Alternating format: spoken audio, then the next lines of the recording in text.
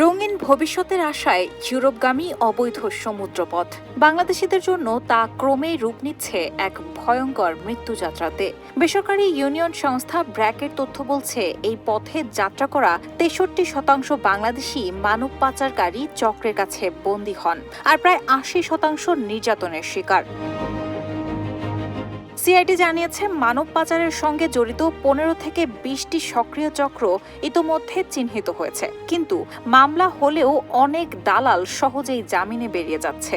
বিশ্লেষকদের মতে, মূল হোতাদের ধরতে না পারাই এই অপরাধ চক্রকে আরও বেশি বেপরোয়া করে তুলছে।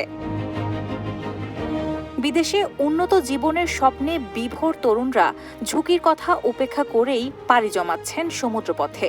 লিবিয়া বা মধ্যপ্রাচ্যের বিভিন্ন দেশ হয়ে ইউরোপে যাওয়ার এই বিপজ্জনক রুটে এখন শীর্ষে বাংলাদেশের নাম। গত এক দশকে অন্তত 70,000 বাংলাদেশি এভাবে সাগর পাড়ি দিয়েছেন। সম্প্রতি লিবিয়া থেকে গ্রিসে যাওয়ার পথে 18 বাংলাদেশের মৃত্যুর খবর মিলেছে। একই ঘটনায় সমুদ্রে পথ হারিয়ে ক্ষুধা তৃষ্ণায় প্রাণে বেঁচে ফিরেছেন 21 জন। নৌকাডুবি, অপহরণ, নির্যাতন কিংবা গুলির মতো নানা কারণে প্রায়ই প্রাণহানি ঘটছে। লাখ লাখ টাকা খরচ করেও অনেকেই ফিরে আসছেন খালি হাতে। কেউ কেউ প্রতারণার শিকার হয়ে নিঃস্ব হচ্ছেন।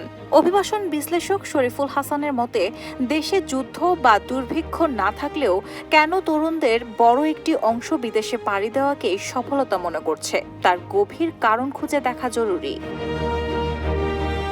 অন্যদিকে 2020 থেকে 2024 এই 5 বছরে মানব পাচার সংক্রান্ত 4,427টি মামলার মধ্যে নিষ্পত্তি হয়েছে মাত্র 909টি। বর্তমানে সিআইডির হাতে রয়েছে 316টি মামলা, যার মধ্যে 31টি লিবিয়া কেন্দ্রিক। তবে জামিন পেয়ে বিদেশে পালিয়ে গেলে দালালদের পুনরায় আইনের আওতায় আনা কঠিন হয়ে পড়ে। ব্র্যাকের সমীক্ষা আরও জানায়, ইউরোপমুখী এসব অভিবাসীদের বড় অংশই ঢাকার আশপাশ, মাদারীপুর ও সিলেট অঞ্চলের 10 থেকে 12 জেলার বাসিন্দা এবং অধিকাংশই তরুণ।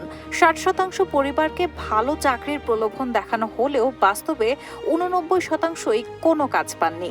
2022 সাল থেকে 2025 সাল পর্যন্ত অন্তত 6,260 জন দেশে ফিরে এসেছেন, অনেকেই ভাঙা স্বপ্ন আর শূন্য হাতে। রাহানা হক মুন, RTNN।